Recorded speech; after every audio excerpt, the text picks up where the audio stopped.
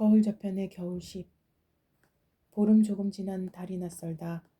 태어나 한 번도 보지 못한 형상, 위쪽의 반원이 미묘하게 움츠러든 강을 따라 걷던 우리들 중 하나가 말한다.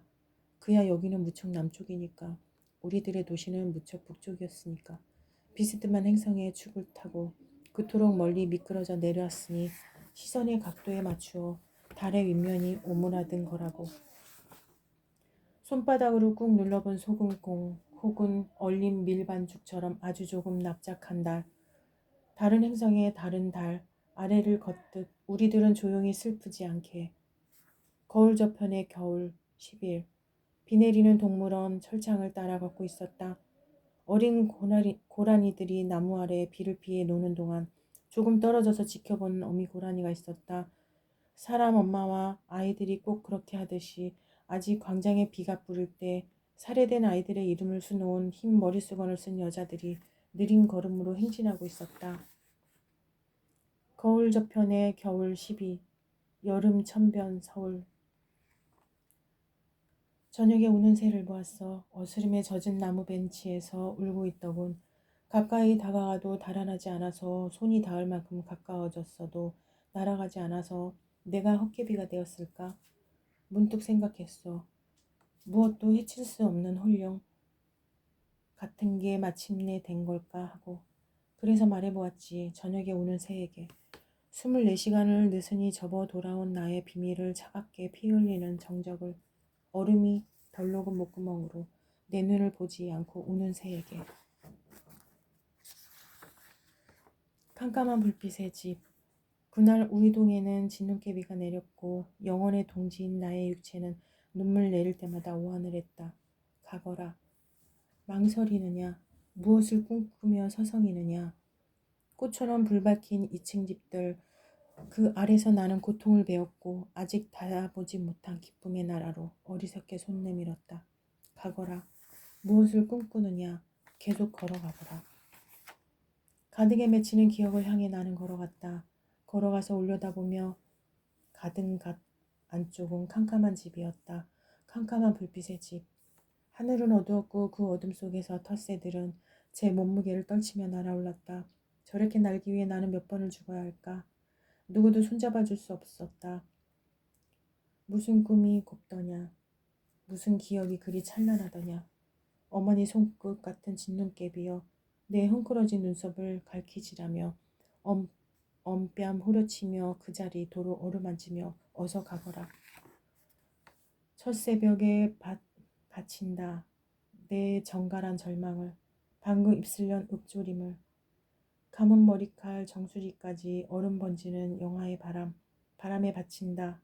내 맑게 씻은 귀와 코와 혀를. 어둠들 술렁이며 덮친다. 한 번도 이 도시를 떠나지 못한 텃새들. 여태 제 가슴털에 부리를 묻었을 때 밟는다. 가파른 골목. 바람 안고 걸으면 일제히 외등이 꺼지는 시간. 살얼음이 가장 단단한 시간. 비껴 내리는 곳마다 빛나려 애쓰는 조각들. 아, 첫새벽.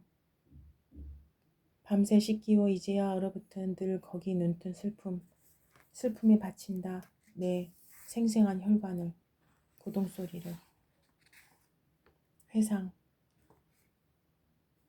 아무것도 남지 않은 천지에도 남은 것들은 많았다.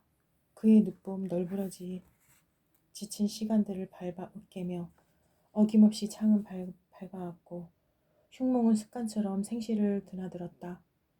이를 악물어도 등이 시려워 외마디 소리처럼 담 걸려올 때 분말 같은 햇살 아래 그저 눈 감으면 끝인 것을 텃새들은 겨울부터 아니 그전 겨울부터 아니 그전 겨울부터 목 아프게 지저귀고 있었다. 때론 비가 오고 때론 개었다. 새끼 식사는 한결같았다. 아, 사는 일이 거다한 장례식일 뿐이라면 우리에게 남은 것은 무엇인지 알고 싶었다. 어린 동생의 브라운관은 언제나처럼 총탄과 수류탄으로 울부짖고 있었고 그 틈에 우뚝 살아남은 영웅들의 미소가 의연했다. 그의 늦봄 나무들마다 날리는 것은 꽃가루가 아니었다. 부서져 꽃피는 희망의 파편들, 오그린 발바닥이 이따금 배에 피 흘려도 봉쇄된 거리 벗겨진 신 한 짝은 끝내 돌아오지 않았다. 천지에서 떠밀려온 원치 않은 꿈들이 멍든 등을 질퍽거리고 그 하늘, 그 나무, 그 햇살들 사이 내 안에 말라붙은 강바닥은 쩍쩍 소리를 내며 갈라졌다. 모든 것이 남은 천지에 남은 것은 없었던 그의 늦봄. 무제. 무엇인가 희끄무리한 것이 떠있다. 함께 걸어간다. 흘러간다. 지워지지 않는다. 좀처럼. 뿌리쳐지지 않는다. 끈덕진 녀석이다. 말이 통하지 않는다. 아무리 떠나도 떠나지지 않는다. 나는 달아난다. 더 달아날 수 없을 때까지 더 달아날 수 없어 돌아서서 움켜쥐려 한다. 움킬 수 없다. 두 팔 휘젓는다. 움킬 수 없다. 그러나 이따금 내가 홀로 올 때면 내 손금을 따라 조용히 떨며 고여있다. 어느 날 나의 살은 어느 날 눈 떠보면 물과 같았다가 그 다음날 눈 떠보면 담벼락이었다가 오래된 콘크리트 내벽이었다가 먼지 날리는 봄 버스 정류장에 쪼그려 앉아 토할 때는 누더기 침걸리였다가 들지 않는 주머니 칼의 속날이었다가 돌아 눕는 밤바다는 알라리 거품 뒤집어 쓴 진통제였다가 어느 날 눈 떠보면 다시 물이 되어 삶이여 다시 내 혈관 속으로 흘러 돌아오다가 오이도 내 젊은 날은 다 거기 있었네. 조금씩 가라앉고 있던 목선 두 척. 이름 붙일 수 없는 날들이 모두 밀려와 나를 쓸어안도록 버려두었네. 그토록 오래 묻었던 말들은 부표로 뜨고 시리게 물살은 빛나고 무수한 대답을 방죽으로 때려 안겨주던 파도 너무 많은 사랑이라 읽을 수 없었네. 내 안엔 너무 더운 핏줄들이었네. 날들이여. 덧없이 날들이여. 내 어리석은 날 캄캄한 날들은 다 거기 있었네. 그곳으로 한데 흘러 춤추고 있었네. 서시. 어느 날 운명이 찾아와 나에게 말을 붙이고 내가 내 운명이란다. 그동안 내 마음에 들었니? 라고 묻는다면 나는 조용히 그를 끌어안고 오래 있을 거야. 눈물을 흘리게 될지 마음이 한없이 고요해져 이제는 아무것도 더 필요하지 않다고 느끼게 될지는 모르겠어. 당신 가끔 당신을 느낀 적이 있었어 라고 말하게 될까? 당신을 느끼지 못할 때에도 당신과 언제나 함께였다는 것을 알겠어 라고. 아니, 말은 필요하지 않을 거야. 당신은 내가 말하지 않아도 모두 알고 있을 테니까. 내가 무엇을 사랑하고 무엇을 후회했는지, 무엇을 돌이키려 헛되이 애쓰고 끝없이 집착했는지 매달리며 눈먼 거린처럼 어루만지며 때로는 당신을 등지려도 했고. 그러니까 당신이 어느 날 찾아와 마침내 얼굴을 보여줄 때 그 윤곽의 사이사이 움푹 파인 눈두덩과 콧날의 능선을 따라 어리고 지워진 그늘과 빛을 오래 바라볼 거야. 떨리는 두 손을 얹을 거야. 거기 당신의 뺨에 얼룩진 6월. 그러나 희망은 병문 같았다. 유채꽃 만발하던 뒤안길에는 빛발이 쓰러뜨린 풀잎들 몸 못 일으키고 얼얼한 것은 가슴만이 아니었다. 발바닥만이 아니었다. 밤새 하라 정든 장도 아니었다. 무엇이 나를 걷게 했는가? 무엇이? 내 발에 신을 신기고 등을 떠밀고 맥없이 엎어진 나를 일으켜 세웠는가? 깨무는 혀끝을 감싸주었는가? 비틀거리는 것은 햇빛이 아니었다. 아름다워라 산천. 빛나는 물살도 아니었다. 무엇이 내 속에 앓고 있는가? 무엇이 끝끝내 떠나지 않는가? 내 몸은 숙주인이 병들 때를 병들며 떠나려는가? 발을 멈추며 휘청거려도 내 발 대지에 묶어질러 홀씨 흔들리는 꽃들이 있었다. 거기 피어 있었다. 살아라. 살아서 살아있음을 말하라. 나는 귀를 막았지만 귀로 들리는 음성이 아니었다. 귀로 막을 수 있는 노래가 아니었다. 서울의 겨울 10일. 어느 날 어느 날이 와서 그 어느 날에 내가 온다면 그날에 내가 사랑으로 온다면 내 가슴 온통 물빛이었네. 내 사랑 내 가슴에 잠겨 차마 숨못쉬었네. 내가 내 호흡이 되어주지. 내 먹장 입술에 벅찬 숨결이 되어주지. 내가 온다면 사랑아 울 수만 있다면. 살얼음 흐른 내 뺨에 너 좋아하던 강물 소리 들려주겠네. 저녁의 소묘. 오, 죽은 나무라고 의심했던 검은 나무가 무성해지는 걸 지켜보았다. 지켜보는 동안 저녁이 오고 연두빛 눈들에서 피가 흐르고 어둠에 혀가 잠기고 지워지던 빛이 투명한 칼집대를 그었다. 살아있으므로 그 밑동에 손이 뻗었다. 대기식이 끝나갈 때 조연정, 말과 동거하는 시인, 막스 피카르트의 철학 에세이 인간과 말, 봄날의 책 2013을 우리말로 번역하여 소개한 소설가 배수하는 이 진지한 산문집이 말과 동거하는 인간을 위한 책이자 결국 글을 쓴 인간, 곧 작가의 영혼을 위한 책일 것이라고 말한다. 작가는 누구인가? 일상적 소통을 위해서든 심오한 진리의 전달을 위해서든 모든 인간이 점차 기능적으로 완벽한 말만을 추구해갈 때 말의 효용성에 무심한 채 그 효용성을 제외한 다른 모든 가능성을 탐색하는 데 집중하고 있는 자가 바로 작가이다. 시대의 변화가 가장 무관한 장르로 생각해온 문학조차 점차 장르 자체의 고유성을 잃어가고 문학 종사자들의 수도 줄고 있기는 하지만 될 수 있는 한 언어를 비효율적으로 다루려는 문학적 행위와 관련된 인간의 욕망은 결코 줄거나 퇴화하지 않는다는 사실은 의미심장하다.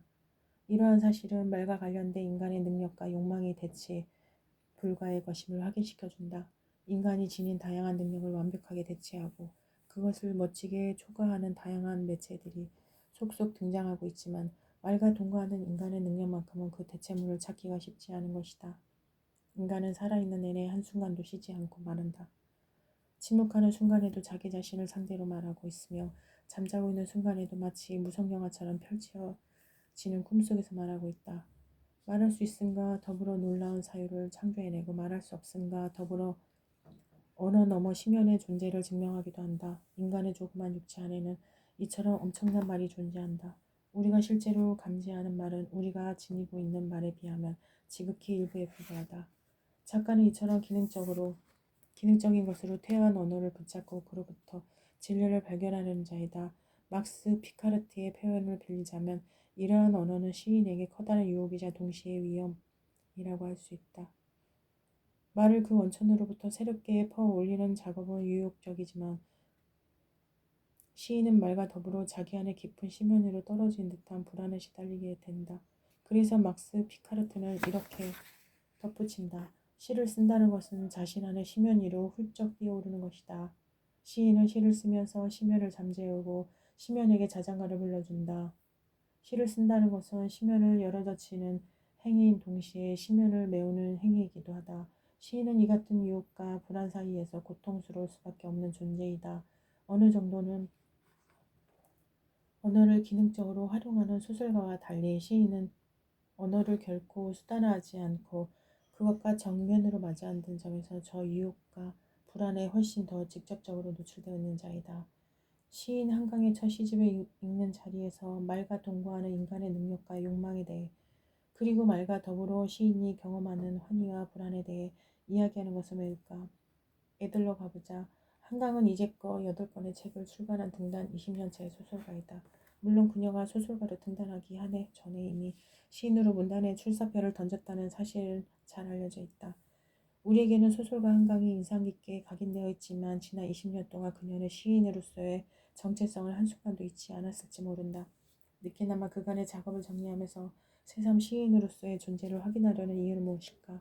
오로지 시인으로서 한강을 읽어야 하는 자리이지만 소설가 한강을 완전히 지우고 그녀의 시를 읽어내는 일은 불가능할 테니 그녀의 소설 작업을 잠시 되짚어보는 것도 좋겠다. 주로 인간 삶의 진실과 관련하여 언제나 근본적인 질문을 제출하곤 했던 한강의 소설을 한마디로 정리하기는 불가능하지만 그녀의 소설에 어김없이 고통받는 인물들이 등장한다는 분명한 사실은 재차 강조될 필요가 있다.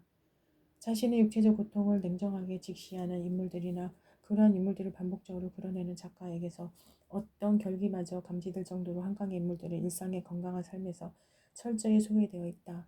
생리적 예민함을 드러냄으로써 일상적 세계에 대한 부적응을 증명하는 인물로부터 극기하는 자신의 몸을 완전히 파괴하면서까지 이 세계에 대한 전면적이고도 강력한 거절의 의지를 드러내는 인물에 이르기까지 이제껏 한강의 인물들이 보여준 고통의 양날들은 날로 지나야했다. 뿐만 아니라 한강은 그 고통의 기원으로부터 구체적이고도 특별한 불행들을 점차 소거해왔다. 고통의 기원을 텅 빈 자리로 남겨놓음으로써 한강 소설은 인간에 관한 보다 근본적인 질문에 도달하고자 했던 것이다. 그렇다면 그저 인간에 대해 쓰고 있다. 강지 작가 인터뷰. 고통으로 빛의 지문을 찍는 작가. 작가색이 2011년 봄이라고 말한 그녀가 고통받는 인물들을 통해 보여주고 싶었던 인간의 진실이란 과연 무엇이었을까? 말과 동거하는 인간의 고통이 아니었을까? 인간에 대한 탐색은 언어에 대한 탐색과 정확하게 일치한다. 인간을 다른 동물과 구분지어주는 유일한 종차가 바로 언어라는 당연한 사실 때문이다. 인간이라는 존재가 지닌 모든 특성들이 이 언어에서 파생된다. 그런 점에서 시력을 잃어가는 남자와 말을 잃은 여자가 등장하는 한강의 근작 장편 히라버 시간은 한강의 글쓰기가 인간과 언어에 대한 본격적인 탐색으로 나아가고 있다는 사실을 입증하는 한 예로서 중요하다. 그가 한강 소설이 제기해온 여러 질문들이 이 소설에 이르러 비로소 말과 동거하는 인간의 고통에 관한 것으로 압축되고 있기 때문이다. 시력을 잃고 있는 남자는 눈앞의 모든 이미지를 상실한 채 관념의 세계로 진입하기 직전이다. 이미지 없는 관념의 세계는 온전히 말로만 이루어진 세계라고 할 수 있다. 말을 잃은 여자는 정확히 말해 모국어로 말할 수 없게 된 여자는 침묵의 세계 안에 있다. 이처럼 이미지와 소리를 상실한 남자와 여자는 암흑과 침묵 속에서 언어 그 자체와 투명하게 대면한다.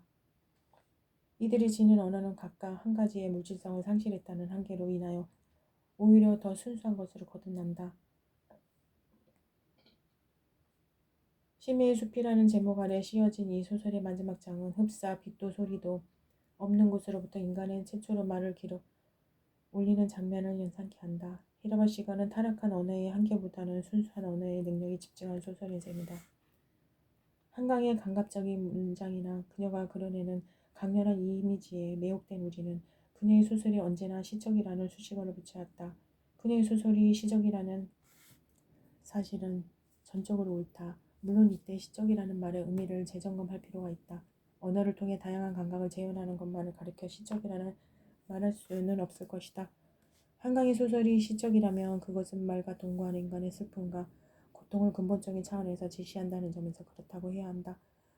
시의 언어보다 순수하지 못한 소설의 언어로 이미 시적인 것의 본질을 관통해버린 한강은 과연 어떤 시인일까? 그녀의 첫 시집을 읽어보자. 영혼의 동지인 나의 육체. 한강의 시에는 마치 그녀의 소설 속 고통받는 인물들이 독백인 듯 곳곳에서 비명소리가 들려온다. 눈물이 흐르고 피가 흐른다. 육체의 아픔을 노출시키며 그녀는 무엇을 말하고 싶었던 것일까? 소설을 읽는 우리라면 고통의 원인에 관심이 많겠지만 시를 읽는 우리는 고통이 드러나는 양상에 주목해야 할 것이다. 그녀의 표현을 빌며 한강의 시는 내 영혼이 부서졌다는 걸 깨달았던 순간에 관한 열렬한 증언이자 더불어 그렇게 부서지고도 나는 이 피으르는 삶, 살아있다는 사실에 대한 냉정한 응시로 얽힌다.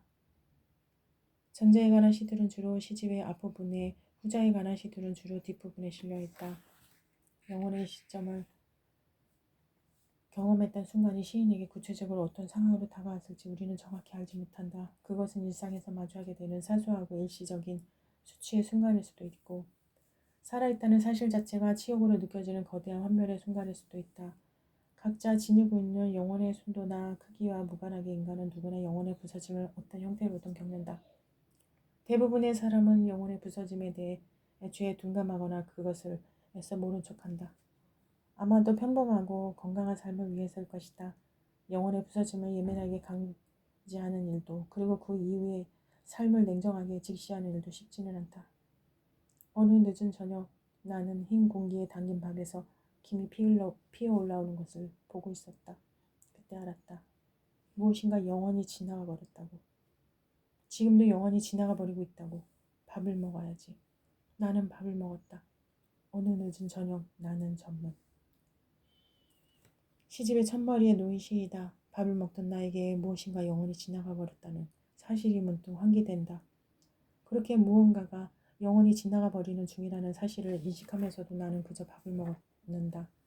이 시에서 두드러지는 것은 무엇인가를 영영 잃어버렸다는 깨달음 뒤에도 지속되는 일상적 행위의 수치가 아니다. 그보다는 정체를 알 수 없는 상실감이 마치 밥 먹듯 반복되는 된다는 사실이 눈길을 끈다. 그런 점에서 지금도 영원히 지나가 버리고 있다는 애매모호한 문장이 의미심장하게 읽힌다. 지금도 지나가고 있다라든가 영원히 지나가 버렸다라고 써야 자연스러웠을 문장이다.